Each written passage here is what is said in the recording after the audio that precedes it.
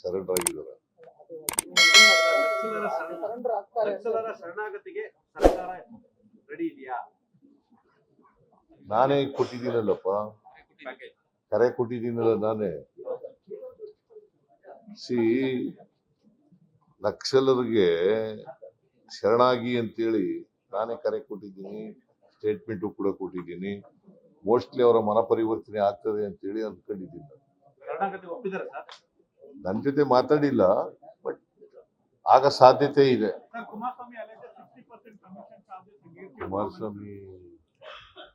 Kumaraswamy 60%, but ನಿಮ್ಗೆ ಏನಾದ್ರು ತೋರಿಸಿದ್ರ 60% ತಗೊಂಡಿದ್ರು.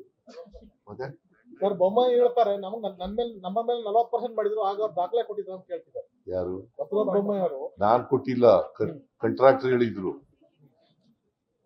ಬಸವರಾಜ ಬೊಮ್ಮಾಯಿ ಇರುವಾಗ ಕೆಂಪಣ್ಣವ್ರು ಯಾರು? ಅವ್ರು ಹೇಳಿದ್ದಲ್ವಾ, ನಾನು ಹೇಳಿದ್ನ?